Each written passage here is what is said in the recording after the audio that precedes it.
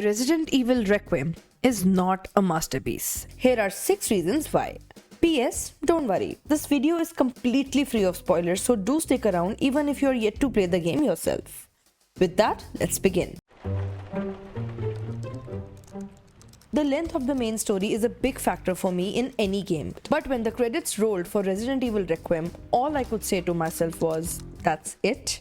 The entire game took me roughly 11 hours, and I wasn't really speedrunning. I explored quite a bit, shot down some unnecessary enemies, and even got killed by a boss or two while playing. Yet, when the game ended, it told me my playtime was 11 hours and 24 minutes. Now, if you go even slower than I did, you would probably finish it in 13 hours. And considering that the standard edition costs almost $70 and deluxe edition goes around $80, I expected more. Maybe an extra chapter or more optional content. Before the game came out, there was a lot of excitement surrounding the new protagonist, Grace Ashcroft. Grace Ashcroft. Yes?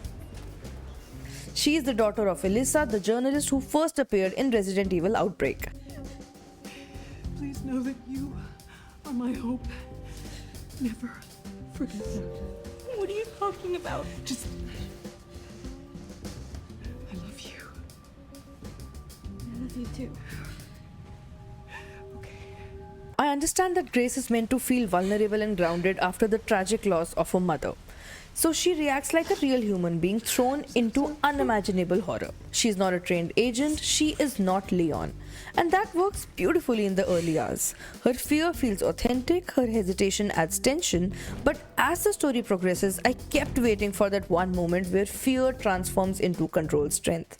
That happens to some extent, but not at the scale that I would have expected. Towards the end of the game, Grace is still shuddering in empty corridors and repeatedly questions what to do.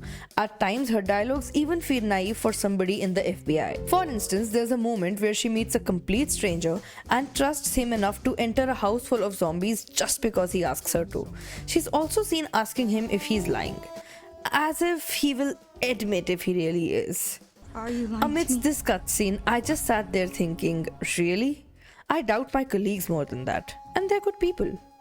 Coming back to the game, by the final act, I wanted Grace to feel changed. I wanted to feel that the nightmare shaped her into something stronger, but sadly, she feels almost exactly as fragile as she did in the beginning.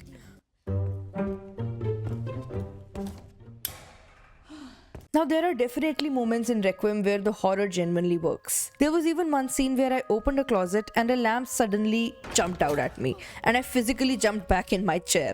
In those moments, the game absolutely understood how to build tension. Early on, when Grace walks through dark corridors holding only a lighter, I immediately thought of Resident Evil 7. That same intimate first-person vulnerability could be felt.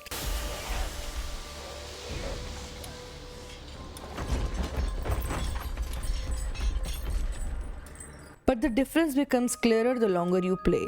Resident Evil 7 maintained a constant sense of dread. It felt like something was always lurking just out of sight. In Requiem, the tension rises beautifully, but it also drops just as quickly. Some scares become predictable, and a few creature reveals lean more towards dramatic rather than terrifying.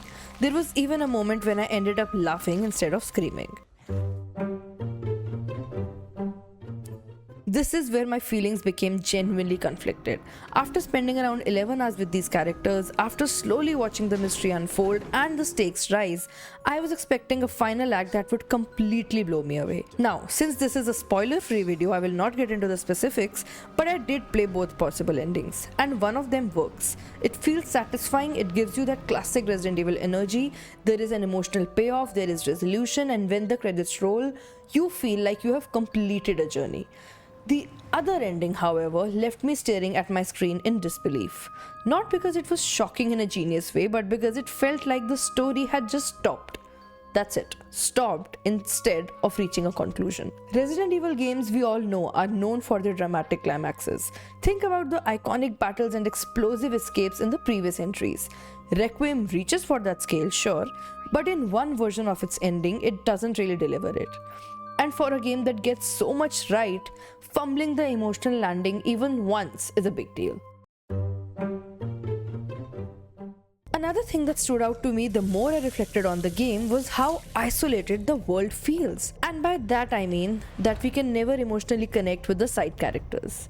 Resident Evil as a franchise has always had memorable supporting characters. Characters that even appeared for a short period of time often have left a strong impression. You remember their personalities and their fates. But in Requiem, the focus remains heavily on Leon and Grace. I never found myself deeply caring about what happened to anyone outside the main duo. And that really surprised me because that hasn't really happened in the past. Even in Resident Evil 7, which was more intimate and contained, the side characters had an impact.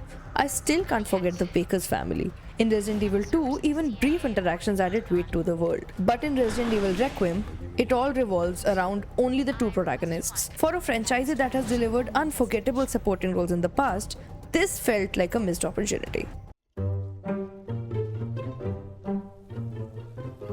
Now we all know that no Resident Evil game is complete without some unforgettable boss fights. Requiem also has its share of twisted bosses, but there aren't simply enough of them.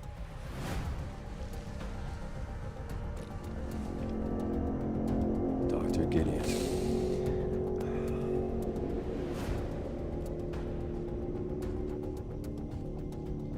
So nice to finally meet you, Leon.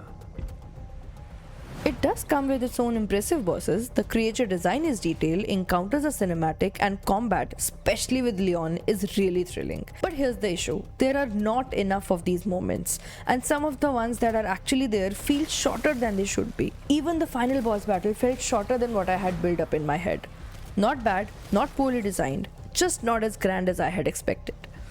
And when the game ended, I tried to think back to a single boss that truly stunned me or left me in awe, but I struggled. There are some solid encounters, but none of them can compare to the past Resident Evil bosses that we have seen. So, when I say that Resident Evil Requiem is not perfect, I don't mean it's bad. I enjoyed it and would still recommend it. And there are surely sequences in this game that will stay with you for a long time. I'll talk more about what's good in the game in the next video. But as someone who loves this franchise, I can just see the spaces where it could have gone further. And maybe that's what makes it so interesting to talk about. Because it gets so much right that the things that it misses stand out even more. If you like this video, do let me know in the comments, and since this is a brand new channel, don't forget to like, share and subscribe. Thank you so much for watching, and I'll see you next time.